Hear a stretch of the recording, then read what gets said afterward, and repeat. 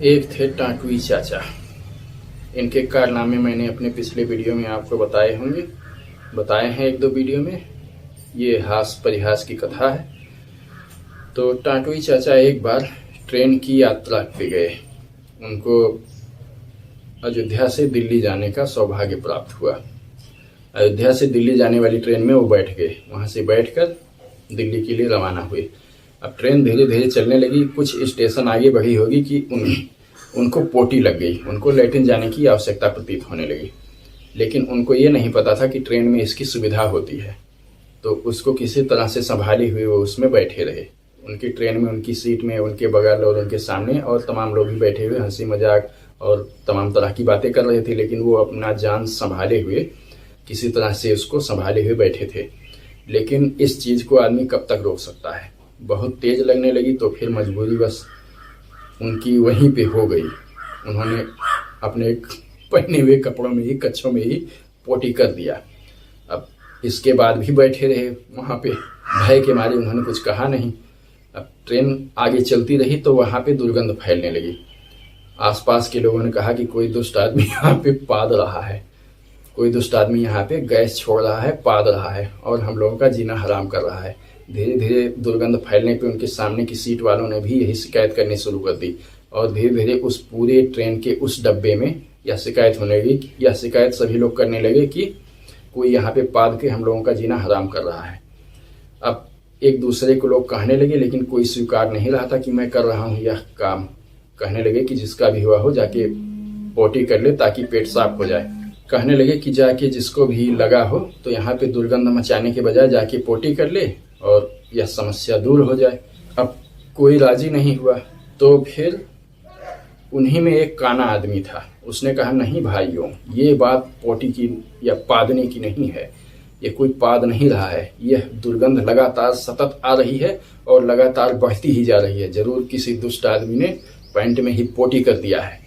तब से ये टाटुई चाचा काने लोगों को देखकर बहुत चिढ़ते हैं और कहते हैं अगर काना आदमी मिल जाए तो उसको डंडे से ही, बिना किसी बात के ही, उसको केवल काना होने की वजह से ही डंडे से पीट बैठे।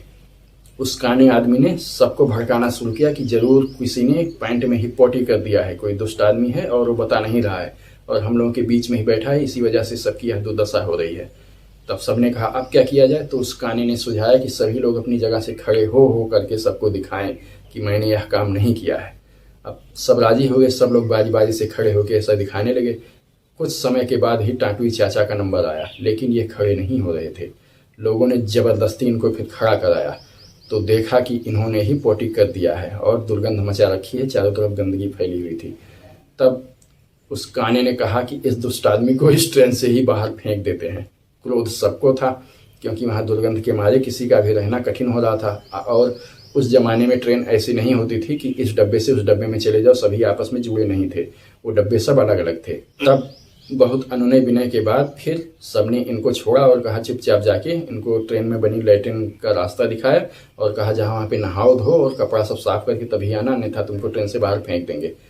तब टाटुई चाचा वहाँ पे गए, नहाए धोए सब और अपने सारे गंदे कपड़े वहीं पे फेंक दिए ट्रेन से बाहर और नंगे, केवल कुर्ता पहने हुए ही उसी से अपना सब कुछ ढकते हुए आके वापस ट्रेन में सवार हुए। अब इस तरह से उनका मुश्किलों भरा सफ़र बीता और वो वहाँ दिल्ली में जाके पहुँचे। ट्रेन से उतरे और फिर वहाँ से उतर के उसी तरह से नंगे इधर उधर टहलने लगे। फिर लोग उनको देख के हंसने लगे, बच्चे पत्थर मारने लगे, ईंटें पत्थर ढेले मार के मज़ा लेने लगे। लोग हो थप्पड़ी पीट के बच्चे मज़ा लेने लगे। तब किसी तरह से यहाँ से बचते बचते वो दिल्ली में उनके एक मित्र रहते थे, उनके यहाँ गए। उन्होंने उनकी यह हालत देखी तो पहले तो खूब हंसे और फिर उनके लिए कपड़े इत्यादि खरीदे और उनकी रहने की व्यवस्था की। फिर वो जिस लिए गए थे वहाँ पे किसी काम धंधे के सिलसिले में गए थे, उनकी कहीं पे नौकरी लगवा दी और तब से टाटुई चाचा वहाँ पे कमाते हुए अपना जीविकोपार्जन करने लगे।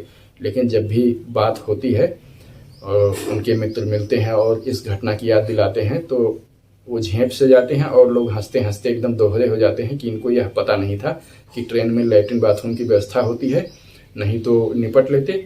और वह करने के बजाय ये पोटी करके वहीं पे बैठे रह गए, जिसके नाते इतनी ज़्यादा दुर्गत हुई इनकी।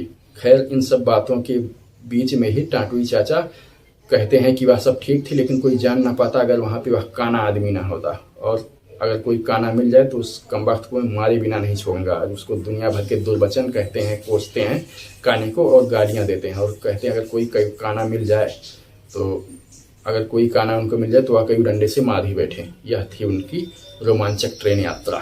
कमेंट करके बताइएगा कैसी लगी।